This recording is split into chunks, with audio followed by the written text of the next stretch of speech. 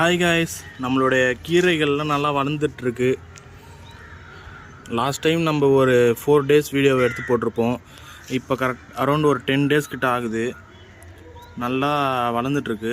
இது வந்து என்னோடய மிஸ்டேக் தான். நான் தண்ணி ஊற்றும் போது அந்த டைமில் பூவாளியில் ஊற்றும் போது ஒரே இடத்துல ஃபோர்ஸாக அடிச்சதுனால இங்கே இருந்த செடிகள்லாம் சாஞ்ச டேமேஜ் ஆகிடுச்சு.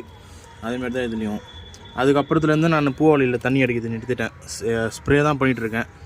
இதுலேயும் பாருங்கள், இது ரொம்ப சென்சிட்டிவாக இருக்குது. இப்போ தண்டு ரொம்ப இதுவாக இருக்குதுன்னா ஸ்ப்ரேயில் அடித்தாலே கீழே படுத்துக்குது. இது கொஞ்சம் லைட்டாக தான் அப்படியே தண்ணி கொடுத்துட்ருக்கேன். நம்ம கையிலலாம் கொடுத்தோன்னா ரொம்ப டேமேஜ் ஆகும் செடி. ஸ்ப்ரே தான் இப்போதைக்கு பண்ணிகிட்ருக்கேன். நெக்ஸ்ட் இந்த விதை நட்டுருந்தோம். ஒரு 10 days கிட்ட ஆகுது. இது எல்லா விதையும் முளைக்கல. நிறைய விதை நட்டோம். ஒரு 10 விதை கிட்ட தான் முளைச்சிருக்கு. நடுவில் வேறு கோழி வேறு நிறையா செடியை பிடிச்சிருச்சு. இது பாருங்கள், இதுவும் முளைஞ்சி தண்டு நீட்டாக போனதுனால அது கரெக்டாக கீழே விழுந்துகிட்டே இருக்குது. இது ஒன்றும் ஒரு 5 days எடுத்து நம்ம ஜாடியில் நட்டுடுவோம். இது பாருங்கள், இதெல்லாம் நல்லா வளர்ந்துருக்கு. இதை எடுத்து ஜாடியில் இன்னும் ஒரு 5 days நட்டுருவோம். அதுமாரி இது ஒரு நம்ம கரெக்டாக தான் பண்ணோம். ஆனால் நம்ம என்ன தப்பு பண்ணோன்னு தெரில. நம்மளுக்கு ஒரு 5 செடி கிட்ட தான் கரெக்டாக ப்ராப்பராக வளர்ந்துருக்கு, எந்த ஒரு பாதிப்பும் இல்லாமல். இருக்கிற செடியை நம்ம எடுத்து ஜாடியில் இன்னும் ஒரு 5 நாள் நட்டுருவோம். அதுக்கப்புறம் நான் உங்களுக்கு செடியில் நடுறதுக்கப்புறம் காமிக்கிறேன். நெக்ஸ்ட் பார்த்திங்கன்னா நம்மளுடைய மிளகா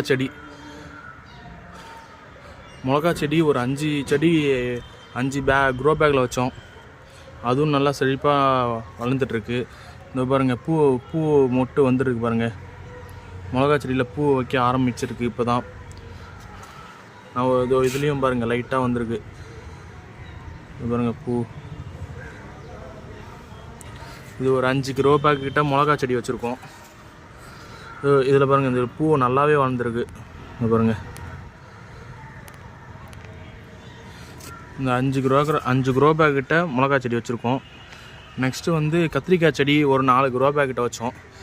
நான் ஒரே ஒரு க்ரோ பேக்கில் 1 வைக்கலாம்னு சொன்னேன். எங்கள் அம்மா இல்லை 2 வைன்னு சொல்லிட்டு 2 வச்சு விட்டாங்க. இது ஒரு 4 செடி கிட்ட வச்சுருக்கோம். ஆக்சுவலாக நேற்று நம்ம இதுக்கு வேப்ப எண்ணெய் கரைசல் நேற்று கொடுத்துருப்போம். பூச்சி தாக்குதலேருந்து இல்லாமல் இருக்கணுன்றதுக்காக வேப்ப எண்ணெய் கரைசல் கிட்டத்தட்ட ஒரு 10 நாள் கிட்ட ஆச்சு நட்டு. அதனால் ஒரு வேப்பெண்ணெய் கரைசல் லைட்டாக கொடுத்துருவோம் நேற்று. இன்றைக்கி எதுவும் கொடுக்கல. நாளைக்கு நம்ம எல்லா செடிகளுக்கும் பஞ்சகவ்யம் கொடுப்போம். இதை பாருங்கள், அதையும் பாருங்கள், ஏதோ இலைகள்லாம் அடிபட்டிருக்கு. ஏதோ பூச்சி கடிச்சிருக்கு பாருங்கள். நேற்று தான் இதை பார்த்துட்டு அப்புறம் தான் நான் போய் வேப்பெண்ணெய் கரைசல் ரெடி பண்ணி எடுத்துன்னு அடித்தேன். நெக்ஸ்ட்டு பார்த்திங்கன்னா, இது சும்மா தான் நம்ம இப்படிங்க சும்மா நட்டத்துலேயே பூ நல்லா பூத்துருக்கு. இது நாற்று கடையில் கேட்கும்போது நிறையா கொடுத்துட்டாங்க. அதனால் சரி எக்ஸ்ட்ரா நம்மக்கிட்ட க்ரோ பேக் இல்லைன்றதுனால ஒரே க்ரோ பேக்கில் சும்மா அப்படியே நட்டு வச்சுருக்கோம். இது வேறு பேக்கில் வாங்கின்னு வந்ததுக்கப்புறம் இதில் இருந்த நாற்று எல்லாத்தையும் எடுத்து வேறு பேக்கில் மாற்றணும். இது தக்காளி செடி.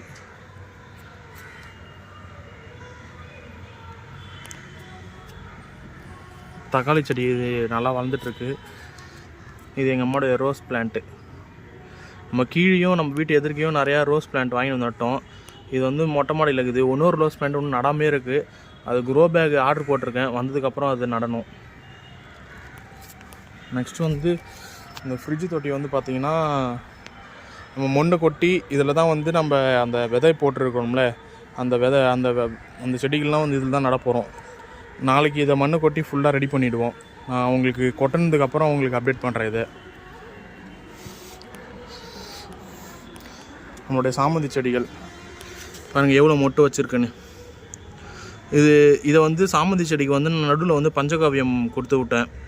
நம்ம செடிகளில் இது ஆல்ரெடி நான் வளர்ந்துட்டு இருந்தது. பஞ்சகாவியம் கொடுத்து கொஞ்ச நாள்லேயே நல்லா மொட்டு நல்லா பெருசாக வளர ஆரம்பிச்சிருச்சு. அதை விட இந்த செடியில் பாருங்களேன், எவ்வளோ மொட்டு பாருங்கள் எவ்வளோ மொட்டு பாருங்கள். நம்ம இந்த செடியில் இருக்கிற எல்லாம் மட்டும் பூத்துதுன்னா அந்த செடியை பார்க்கறதுக்கு ரொம்ப அழகாக இருக்கும். மேலே நல்லா பூக்கும் ஆரம்பிச்சிருக்கு. இன்னும் ஒரு 2-3 நாள் இது ஃபுல்லாக பூத்துரும் இந்த செடிகள். பாருங்கள் எவ்வளோ முட்டை பாருங்கள். நம்ம பஞ்சகாவியம் கொடுத்ததுனால தான் இந்த அளவுக்கு வந்திருக்கு. நெக்ஸ்ட்டு குண்டுமல்லி நட்டிருக்கோம். குண்டுமல்லி இதெல்லாம் இப்போ தான் வளர்ந்துட்டுருக்கு. இதுக்கப்புறம் தான் நம்மளுக்கு பூ வைக்க ஆரம்பிக்கும்.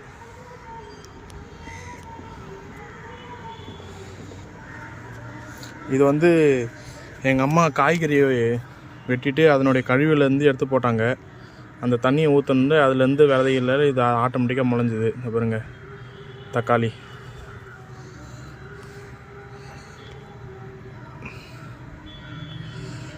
ஒரு 10 days முன்னாடி பூவாக இருந்தது ஃபுல்லாகவே.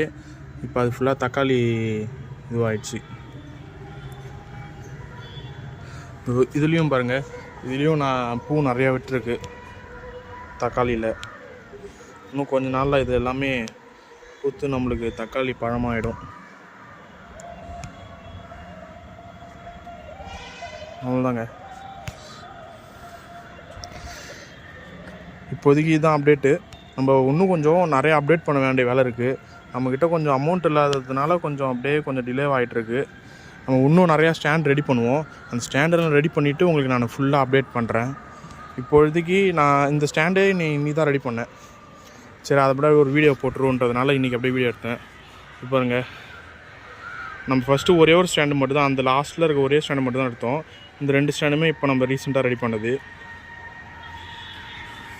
ஒன்றும் இன்றைக்கி தான் ஈவினிங் தான் முடிஞ்சது வேலை. ஒன்றும் மண் ஃபில்லு பண்ணாமல் வச்சுருக்கேன். மண்ணை ஃபில் பண்ணிவிட்டு இதில் வந்து செடி நடுறதுக்கு ஆரம்பிக்கணும். ஓகே கைஸ், நம்ம அடுத்த வீடியோவில் பார்ப்போம். பாய்.